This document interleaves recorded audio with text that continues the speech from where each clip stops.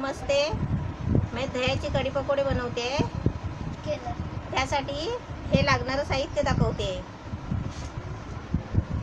हे दही आहे, हे जिरं आहे, लसूण आहे, मोहरी आहे, मीठ आहे, हे लाल तिखट आहे, हे खोबरं आहे, एक तुकडा खोबऱ्याचा हा घेतला आहे, आणि कोथिंबीर, आणि हे कढीपत्ता आहे, हे थोडंसं गव्हाचं पीठ आहे, हळद आहे, आणि हे बेसनचं पीठ आहे. आता मी पहिलं कढीचं आणि हे पाणी आहे. हे पहिलं मी कढीचं वाटप तयार करते, म्हणजे कढीसाठी काय काय वाटायचं आहे ते दाखवते.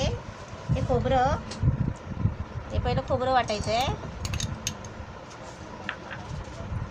त्यात थोडीशी लसूण घ्यायची आहे, 2-3 पाकळे लसणीचे घ्यायचे, असे 3-4 पाकळे घ्यायचे. थोडंसं जिरं घ्यायचं, हे असं एवढं थोडं जिरं घ्यायचं, आणि ही कोथिंबीर घ्यायची, साफ करून धुवून ठेवली होती ती घ्यायची, आणि त्याच्यामध्ये थोडी हळद, हे हळद.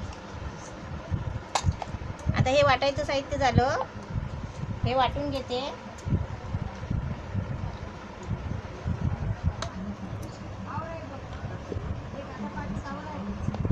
हे खोबरं, लसूण, कोथिंबीर, हळद, जिरं हे सगळं वाटून झालेलं आहे.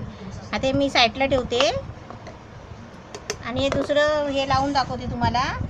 पहिलं दही आहे ना, हे दही हे सर्व वाटायला घ्यायचं आहे. मी हे दही अर्धा लिटरचं लावलेलं आहे, कारण मी ते दही कसं बनवतात ते मी दाखवलं ना. त्या अर्धा लिटरचं मी दही बनवून दाखवलं. त्यात म्हटलं दही काय करायचं, म्हणून मी ते दह्याचे कढी पकोडे आता करते आहे, तुम्हाला मी करून दाखवते. त्यासाठी मी आता पहिलं हे मिक्सरला वाटून घेते. आपण कसं 10 रुपयाचं दही आणून कढी केली ना तरी पण चालेल, पण तर माझ्याकडे आता अर्धा लिटरचं लावलेलं होतं ना, तेव्हा मी ते दही घेतलं. आणि ते दह्यामध्ये कसं थोडंसं आपलं हे कणिक म्हणून थोडंसं गव्हाचं पीठ आहे, हे थोडंसं असं घ्यायचं, म्हणजे जरा घट्ट मिळून येईल असं. बघा, हे बघा, असं थोडंसंच घ्यायचं, जास्त नाही.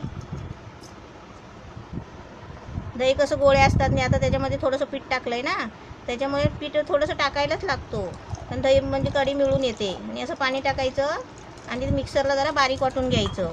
त्याने मिक्सरला लावून घेते, मग नंतर मी पकोड्याचं दाखवते. हे दही आणि थोडंसं पीठ टाकून हे मिक्सर लावलेलं आहे, याचं मस्त पातळ झालं आहे बघा. हेच आता याच्यामध्ये पाणी टाकून जेवढं आपल्याला कढी पाहिजे घट्ट पातळ ते आपण नंतर करायचे आहे फोडणी देताना. तोपर्यंत मी आता हे कढीचं वाटून झालेलं आहे सगळं.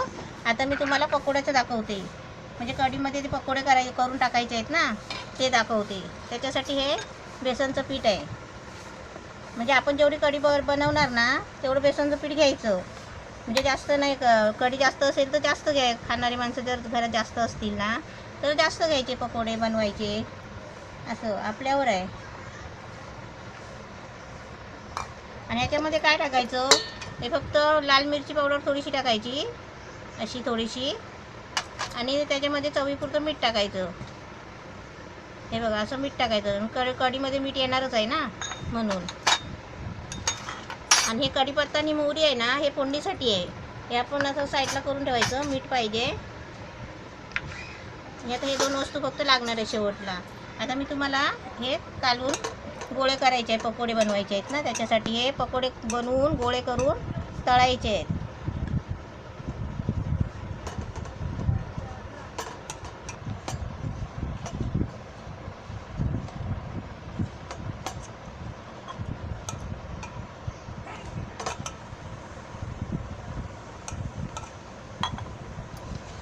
हे कसे पातळ नाही करायचे आहे.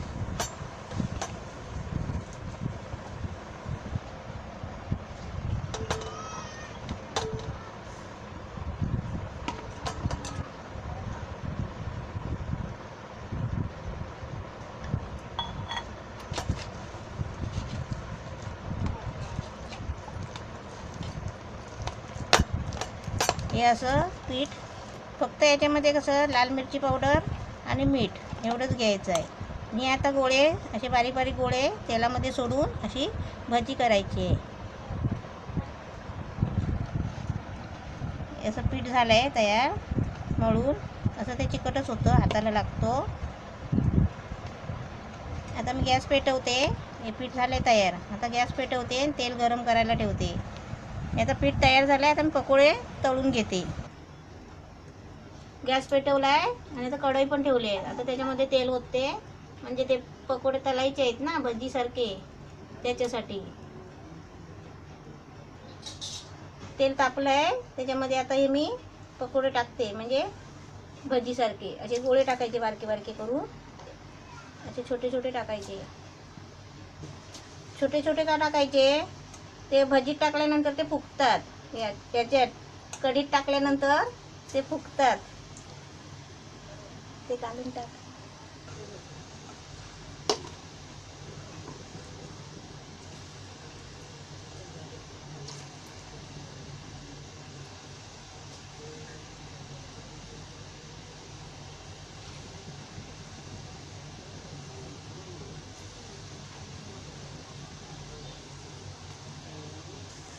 हे असे लाल होईपर्यंत जरा तळायचे चांगले.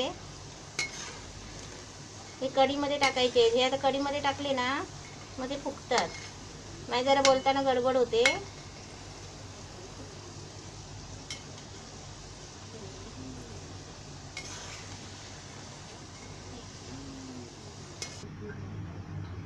हे भजीसारखे पकोडे तळून घेतले. आता मी कढी फोडणीला देते आणि मग त्याच्यामध्ये ते सोडायचे आहेत. तर मी तेल ओतते. गॅस पेटवला आहे आणि हे भांडं ठेवलं आहे. आता मी त्याच्यामध्ये तेल ओतते फोडणीसाठी. त्याच्यात मोहरी टाकते. ही अशी मोहरी टाकायची. तेल तापलेलं आहे. आता त्याच्यामध्ये मी मोहरी टाकते फोडणीलाही. बघा अशी मोहरी थोडीशी फोडणीला द्यायची. आणि त्याच्यामध्ये हा कढीपत्ता.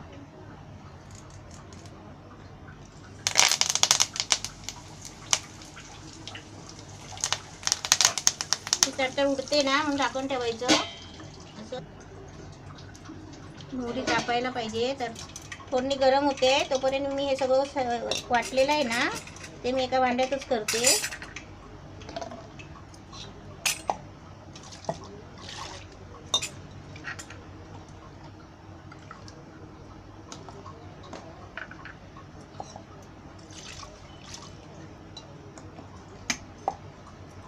ते तापलं का गॅस बारीक करते आणि फोडणी तयार झाली असले. बघा झाली आहे.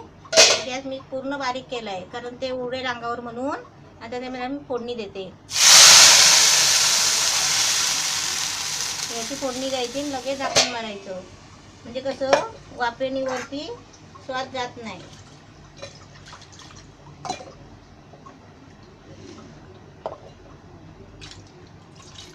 आपल्याला कसं घट्ट पाहिजे तर घट्ट करायचं, पातळ पाहिजे तर पातळ.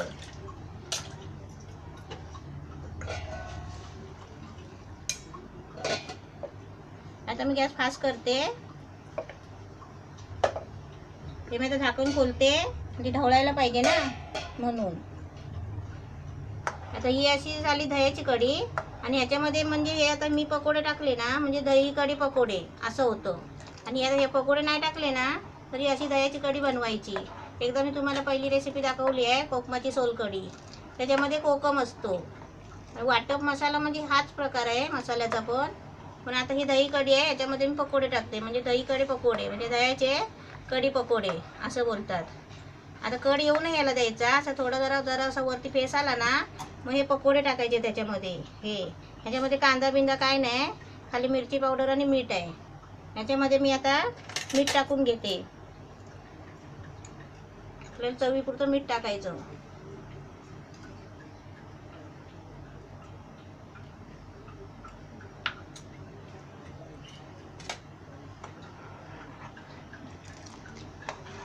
थोडंसं कुठली पण कढी बनवा तुम्ही आणि थोडंसं त्याला म्हणजे असं थोडंसं 1 चमचा पीठ घ्यायचं.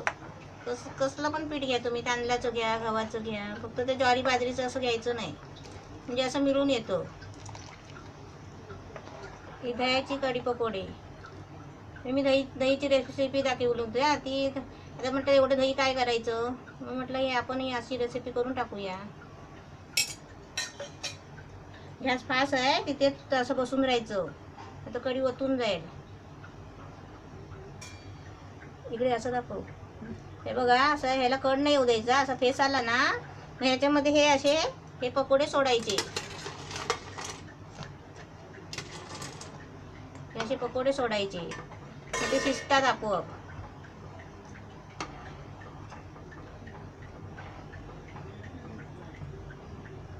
जरा गॅस बारीक करायचा,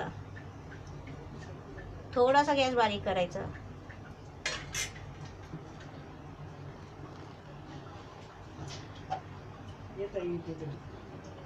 ही दह्याची पकोडे कढी तयार झालेली आहे.